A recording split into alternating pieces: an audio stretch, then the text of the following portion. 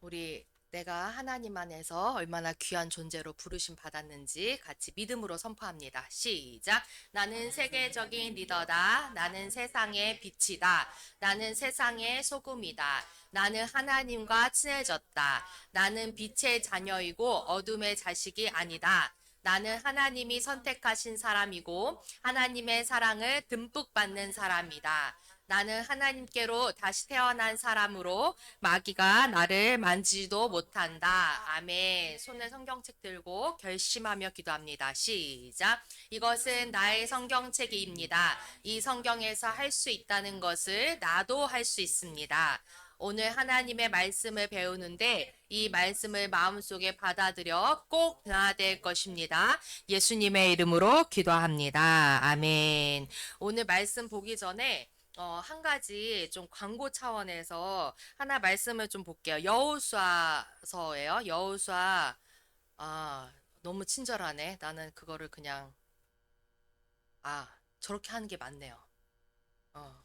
이거 찾으려고 했는데 생각해 보니까 저렇게 하는 게 맞아. 우리 여호수아서 18장 3절에서 6절까지 한 절씩 교독해 볼게요. 여호수아가 이스라엘 자손에게 이르되 너희가 너희 조상의 하나님 여호와께서 너희에게 주신 땅을 점령하러 가기를 어느 때까지 지체하겠느냐.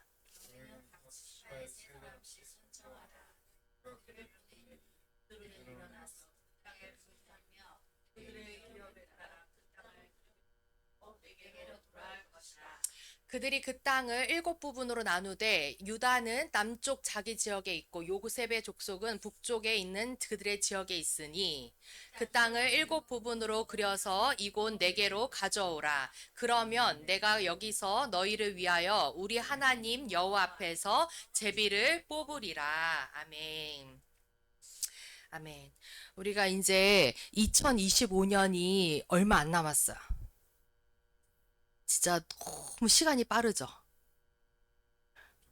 엄청 빨라요. 이거는 문성원 집사님이 인정하셨어. 뭐든지 자고로 인생의 선배 말은 잘 들어야 돼.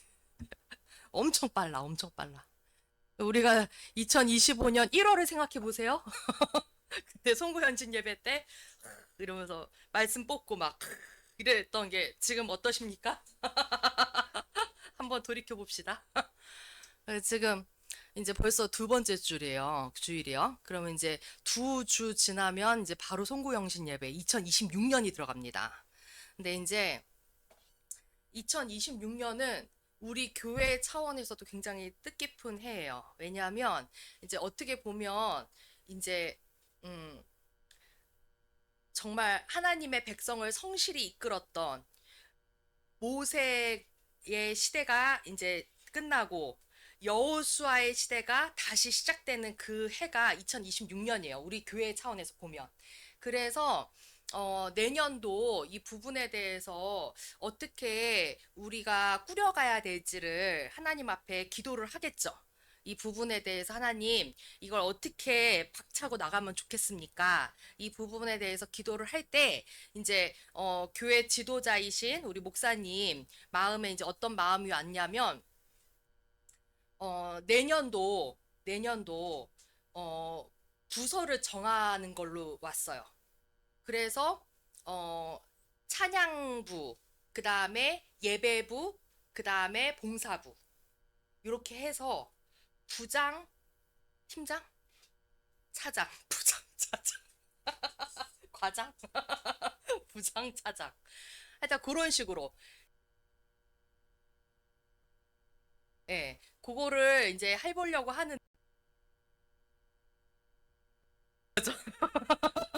약간 이렇게 하면서 띠용 이러면서 뭐냐면 지금 뭐 100명이 있는 것도 아니고 지금 몇 명이야? 10명도 안 되네.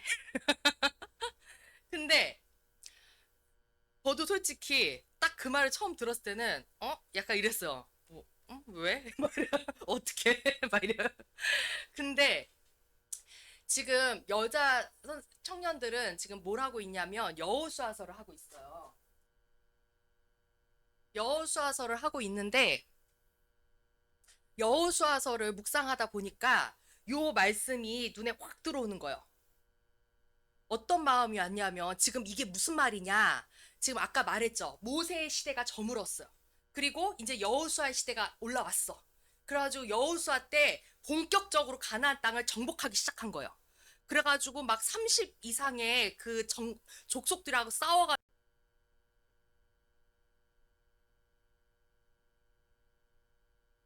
나이가 들어서 여호수아가 이제 자기는 나이가 들어서 죽을 때가 가까워 왔는데 그때 이제 이 말을 하는 거야. 뭐냐면 지금 그렇게 열심히 전쟁을 벌이고 했음에도 불구하고 차지하지 못한 땅들이 있는 거예요. 근데 그 땅은 아직 차지를 못했어. 그런데 뭘 하라 그러냐면 거기에 정탐꾼을 미리 보내가지고 그 땅을 그려갖고 오라는 거야. 그 땅을 그려갖고 와서 거기에 대해서 차지한 것도 아닌데 차지하기 전인데도 불구하고 그 땅을 그려와서 그거를 나누는 작업을 미리 하라는 거야. 하나님의 방법은 이런 방법이세요. 하나님은 뭐라 그러느냐? 너희가 할 거에 대해서 미리 구상을 해놓으라 그러세요. 그게 이게 가능할까? 이게 어떻게 가능하지? 이거는 우리가 걱정할 게 아니라 하나님을 의지해서 우리가 할 내용들이고 먼저 우리가 할 건 뭐냐? 믿음으로 그려야 된다는 거예요. 그래서 우리가 그 부서를 나누고 뭐 이런 걸 한다는 게 이거에 대해서 지금 뭐 사람도 없는데 뭐 어떻게 하겠다는 거야. 이게 아니고 이렇게 부서를 나누면서 이 안에서 이제 이렇게 하나님이 역사하실 것을 기대함으로 그렇게 해야 된다는 거야. 근데 보세요. 지금 여기서도 정탐꾼을 보내잖아요. 정탐꾼을 보내는 거 언제 보냈었죠? 그 유명한 정탐꾼 사건 있죠. 언제 보냈었습니까?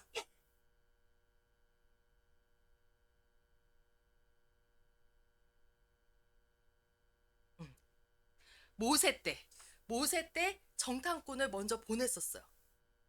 모세 때 정탐꾼을 보내서 가나안 땅에 대해서 먼저 보게끔 했어. 근데 그때 그 정탐꾼들이 어떤 보고를 했습니까? 하나님을 인정하는 보고를 했나요? 아니면 자신들의 현 상황에 대한 정확한 보고를 했습니까? 현 상황에 대한 정확한 보고를 했어요. 그게 부정확한 게 아니에요. 정확한 보고였어요. 자기들이 볼 때에도 자기들은 메뚜기다. 아무것도 갖춰진 게 없다. 우리는 오합지졸 노예다. 이거를 정확하게 보고했단 말이에요. 근데 하나님은 뭐라고 말씀하셨냐면 그것이 하나님 보실 때는 불신앙의 보고였다는 거예요. 그때는 불신앙의 보고로 인해서 그 약속을 이루지 못했어요. 근데 지금 다시 한번 정탐꾼을 보내죠. 이때는 하나님을 인정하는 보고를 함으로 이루어지는 역사가 이루어졌다는 거예요. 그래서 우리가 이 말씀을 좀 생각할 필요가 있다. 이런 마음이 왔어요. 그래서 이제 다음 주 아니 다다음 주일지 하여튼가 그 부분에 대해서 한번 같이 이렇게 얘기를 나누긴 할 것 같아요. 근데 이 부분을 한번 미리 얘기를 하는 게 좋을 것 같아서 말씀을 나눠봤습니다. 네. 우리 그 이단의 특징에 대해서 우리 계속적으로 하고 있는데 이 말씀은 계속 가는 말씀이에요. 데살로니가 후서 2장입니다.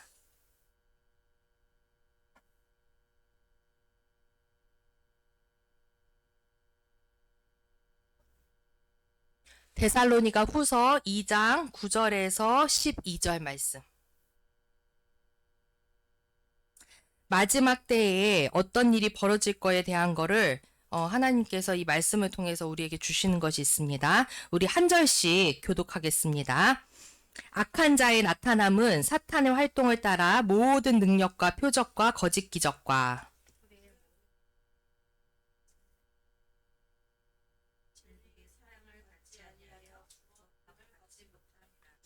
이러므로 하나님이 미혹의 역사를 그들에게 보내사 거짓 것을 믿게 하심은 진리를 믿지 않고 불의를 좋아하는 모든 자들로 하여금 심판을 받게 하려 하심이라. 아멘. 이 마지막 하나님이 가까이 오실수록 진리와 비진리가 정확하게 구분이 되고 이제 진짜와 가짜가 명확하게 이렇게 구분이 되는 역사가 일어나요. 왜냐하면 하나님은 이렇게 왜 그거 알죠? 빛이 가까이 오면 명확하게 실체가 드러나게 돼 있어요. 그래서 마지막 때가 가까이 올수록 진짜였던 것처럼 가장했던 것들이 다 드러나기 시작하는 거야. 이게 가짜였구나. 그래서 여러 가지 이단들이 아주 이게 다 나오게 돼요. 요즘에 제가 느끼는 거는 뭐냐면 예전에는요, 여호와의 증인, 뭐 구원파 막 이런 이단들 있잖아요. 이단들이 숨어서 활동했어요. 그렇게 대놓고 막 이렇게 안 했어. 근데 요즘에는 어떻게 되냐면 대놓고 나와요. 아주 전투적으로. 그래서 나는 그 산책로 거기에서도 꼭 그 여자분들 긴 치마 입고 거기 이렇게 다 추운데 이렇게 앉아가지고 여호와의 증인. 그래가지고 다 거기에 놓고 이렇게 하잖아요. 그러니까 이 포교 활동이든 이런 부분에 대해서 굉장히 이제 다 드러나요. 이게 더 이상 죄가 죄이지 않은 것처럼. 그래서 방송에서도 온갖 종류의 그런 잘못된 부분들을 다 아무렇지도 않게 다 여과 없이 드러내고 있어요. 이게 마지막 때에 일어나는 일들이에요. 그래서 이단의 특징에 대해서 저번 주에 세 가지를 봤는데 첫 번째 뭐였느냐? 폐쇄적이라 그랬어. 이단들은 절대적으로 오픈하지 않아요. 자기끼리만. 그리고 이것이 오픈됐을 때 그거에 대한 비판을 받거나 그런 거에 대해서 못 견뎌 하죠. 그래서 이거를 견고한 성으로 쌓는 거예요. 폐쇄적이에요. 두 번째는 뭐냐? 성경 말씀을 통으로 알려주지 않아요. 이거에 대해서 일부만 딱 캐치해가지고 한다 그랬어요. 그래서 치우치는 경향이 있어. 오늘 구원파에 대해서 할 건데 구원파도 굉장히 치우치는 거를 볼 수 있어요. 그래서 이 부분에 대해서 한번 봤고요. 세 번째로 자신들의 모임만 진짜라고 한다 그랬어. 그래서 지금 있는 교회는 제대로 된 교회가 하나도 없다. 그래가지고 이단에 떠났음에도 불구하고 교회에 가지도 못해. 제대로 된 교회 갈 수도 없다는 그런 문제가 생긴다 그랬어. 그래서 우리가 그것을 봐야 된다 그랬죠. 나한테 오는 게 100%가 아니다. 항상 나는 잘못돼 있을 수 있다.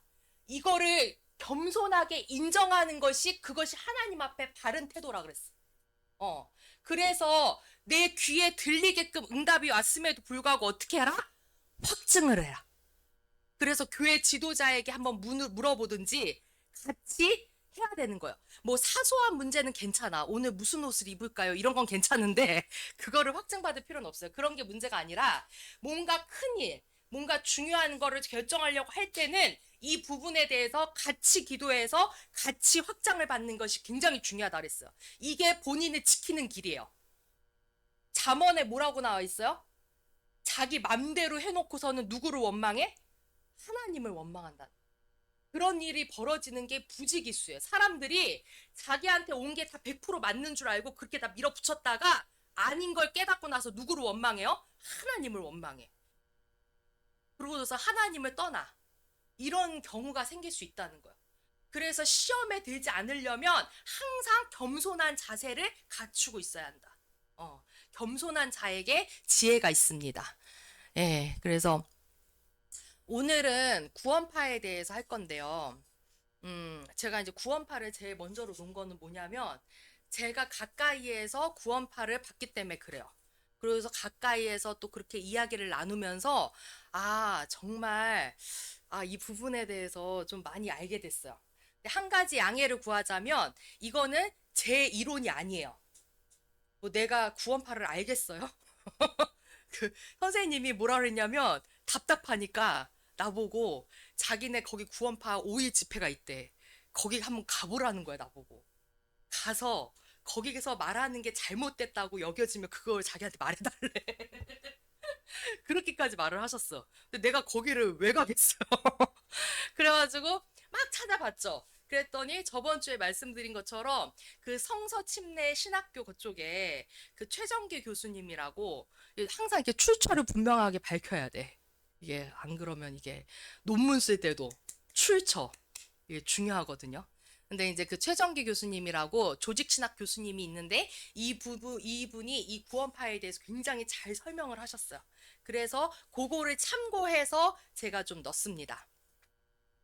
자, 이 구원파는 어떤 특징이 있느냐? 구원파는 교주가 두드러지게 나타나지 않아요. 그러니까 예를 들어서 JMS면 누구죠? 정명석 딱 알죠? 그 통일교 알잖아요. 구원파 잘 몰라요. 박옥수도 그 중에 하나일 뿐이에요.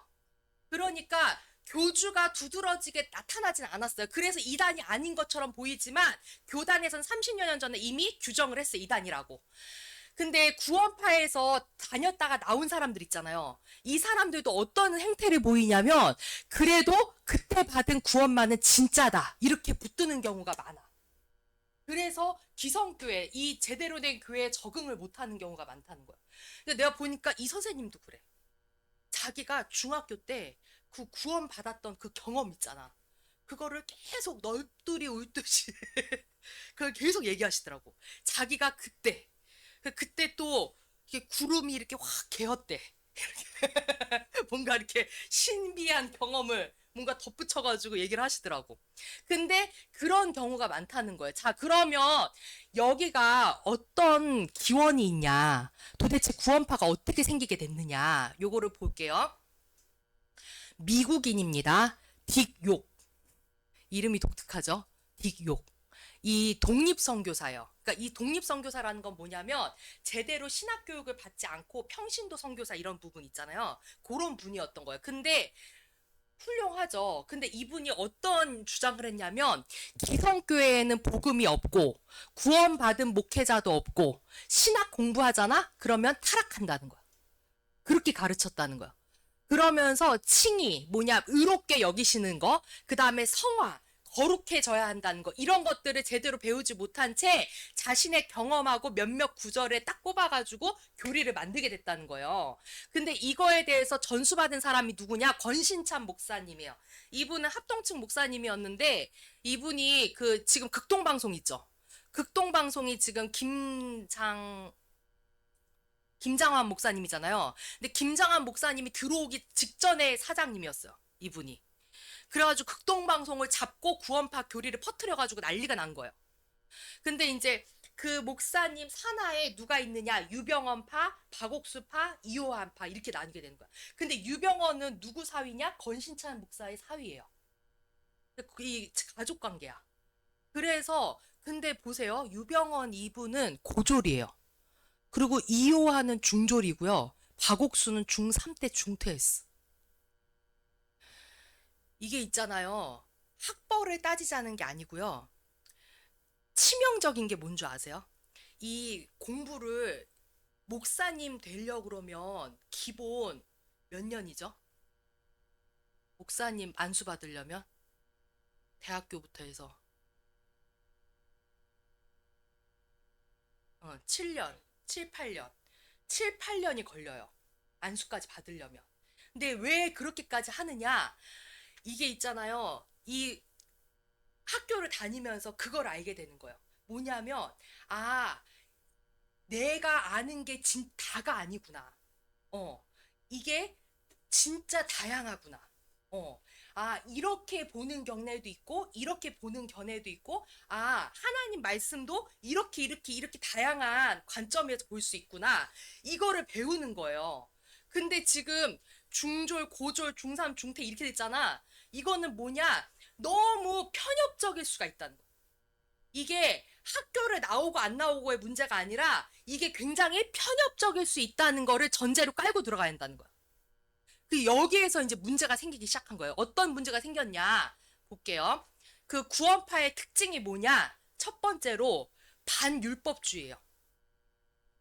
뭐라고 말하냐면 기존 교회들은 율법주의 예배를 드리고 있다고 비판을 해요.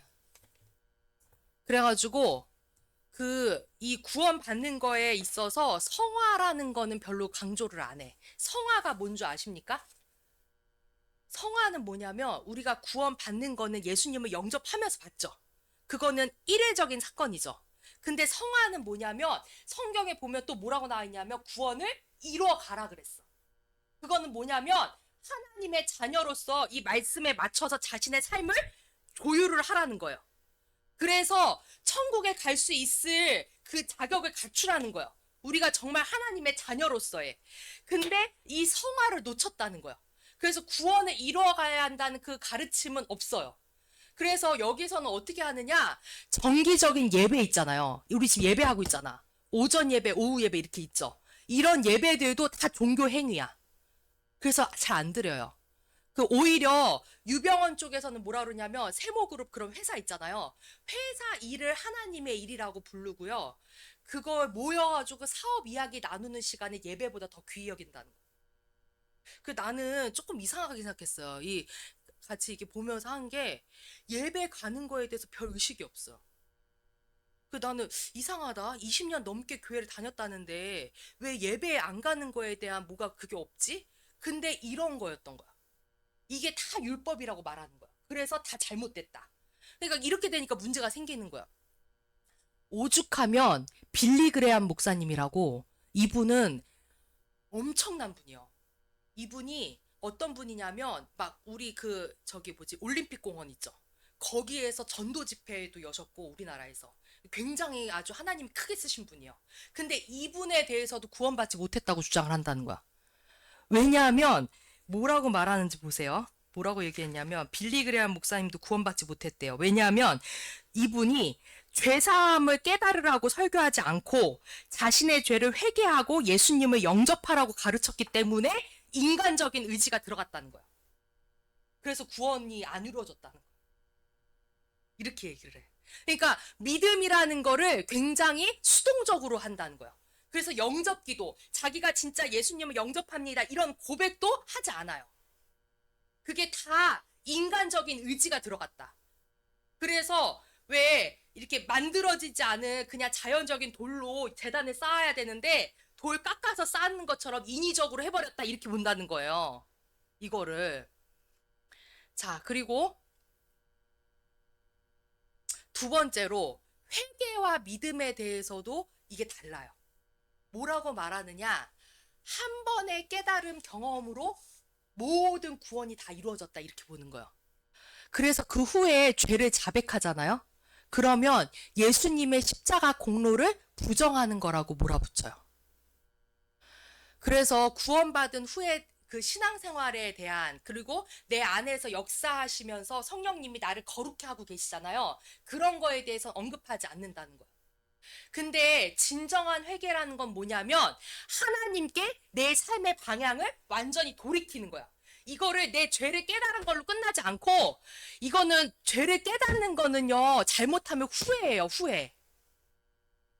후회는 믿지 않는 사람도 해. 내가 사람 죽여놓고, 내가 왜 그랬지? 내가 잘못했네? 깨달아요. 그럼 그 사람이 구원 받은 겁니까? 아니에요. 깨닫는 걸로 끝나면 안 돼. 내 삶의 방향이 돌이켜져야 된다는 거예요. 하나님께 완전히 돌이켜야 한다는 거야. 그리고 보세요. 다윗하고 베드로 있잖아요. 다윗이 밧세바 강간 사건 저질렀죠. 간음. 근데 그 간음 사건이 다윗이 하나님을 믿기 전입니까? 믿은 후입니까? 믿은 후예요. 베드로가 예수님을 3번 부인했죠. 예수님을 믿기 전이에요, 후예요? 후예요. 다시 말해서 뭐냐? 하나님을 이미 알던 사람도 죄를 지으면 평생 회개하는 거예요. 이거를 구원받을 때 한번 회개하고 끝나는 게 아니고. 이해되십니까?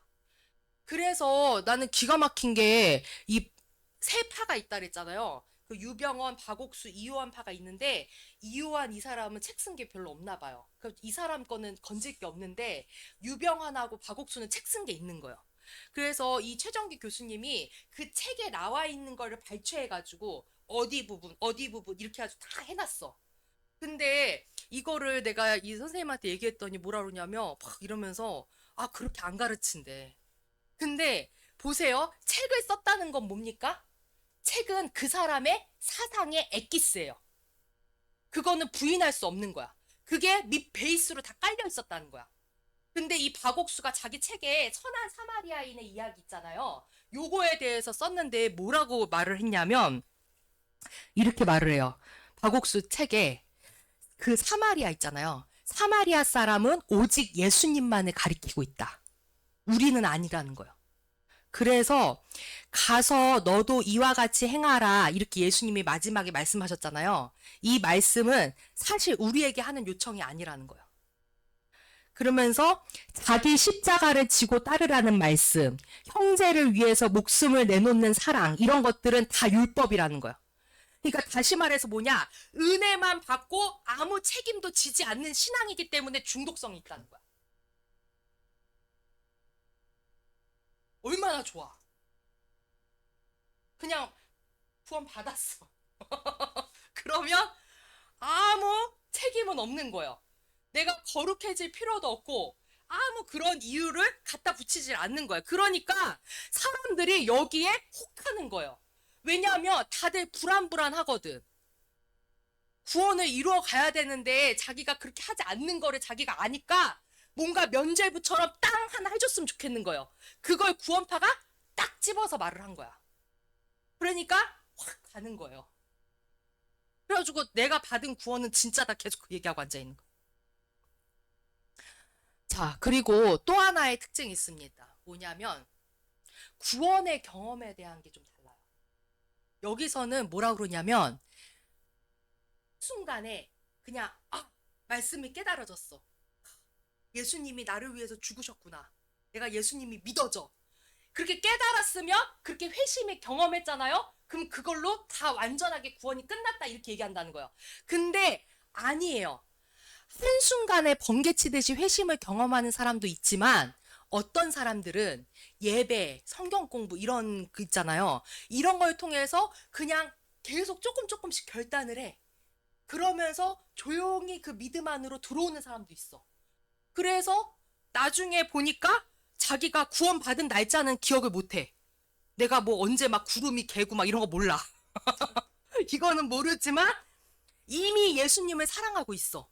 그리고 이웃을 섬기면서 살아가는 사람도 있다는 거예요.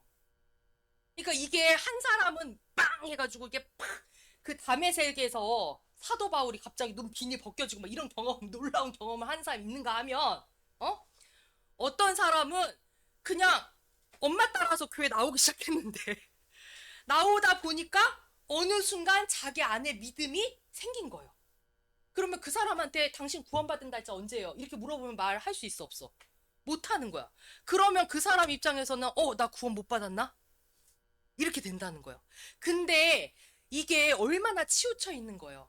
그러니까 한 가지 패턴만 강조하면 안 된다는 거야. 하나님은 다양한 분이에요. 다양하게 하셔요. 그래서 각 사람들이 이끄시는 그런 과정들을 존중하는 눈이 필요하다는 거야. 이것만 맞다 이러면 안 된다는 거야. 그래서 구원파에서 자랐던 한 사모님이 어떤 간증을 하셨냐면 이런 간증을 하셨대요. 뭐라 그러냐면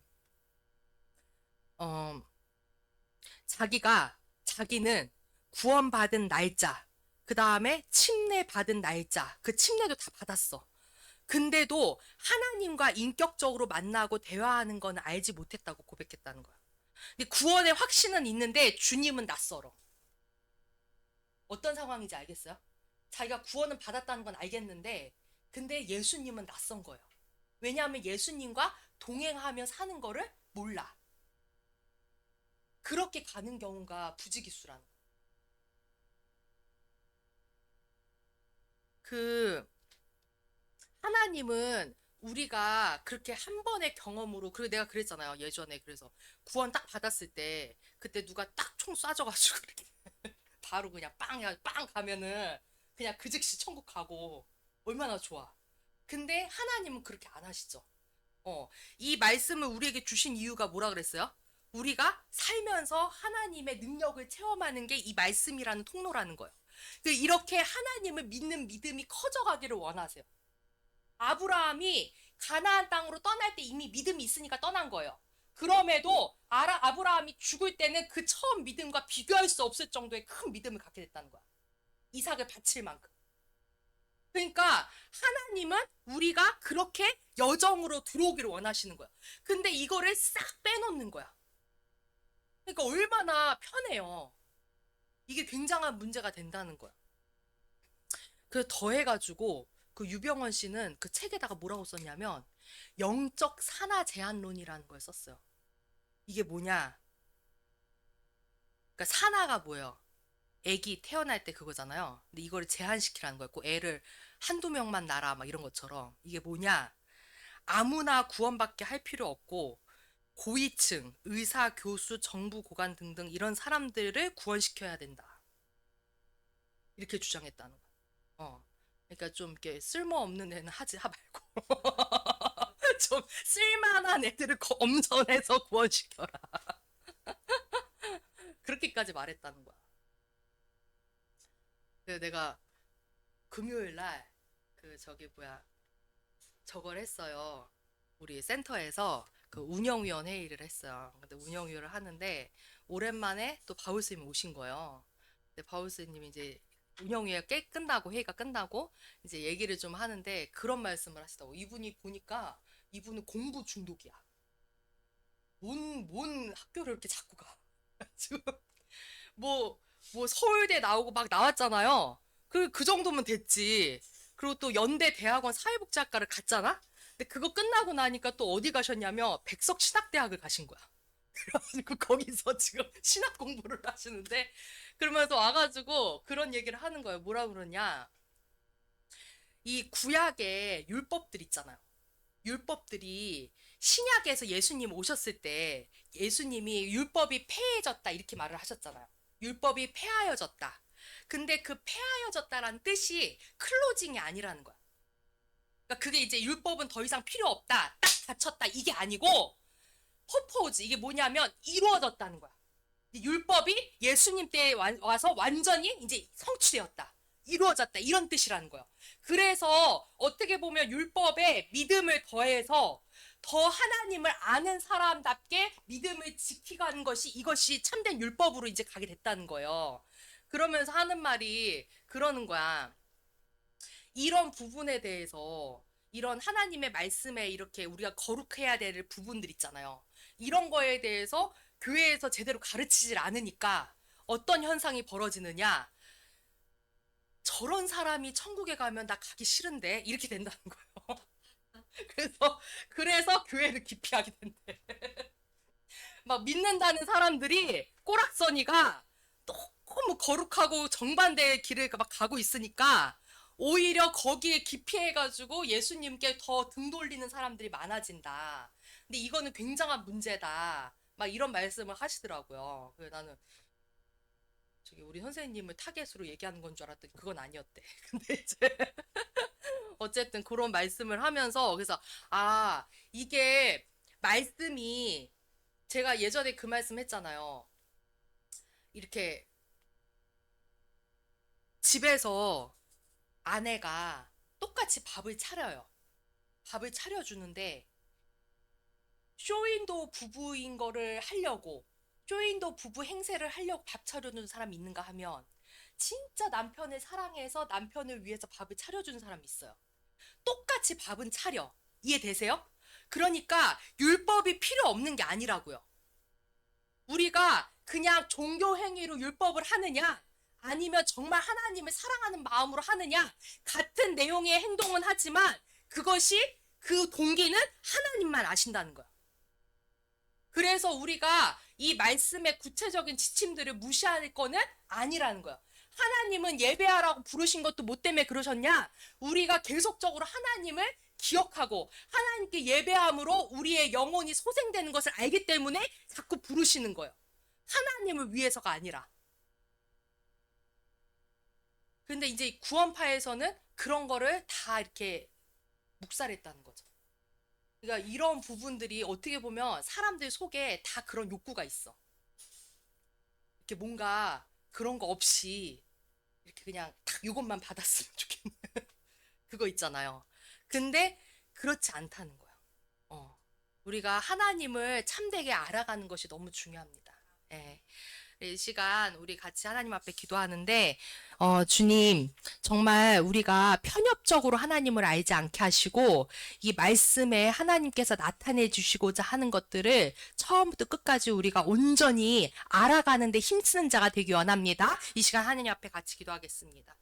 주여 감사합니다. 주님께서 하나님 아버지 우리 가운데 하나님 아버지 말씀을 통하여 주님께서 알게 하심을 인하여 감사합니다. 주님께서 말씀하시고 계속적으로 깨닫게 하시고 그것을 통하여 하나님 아버지 우리 삶 가운데 돌이키는 역사가 계속적으로 있게 하심을 인하여 감사합니다. 주하니 아버지 그것이 하나님의 은혜입니다.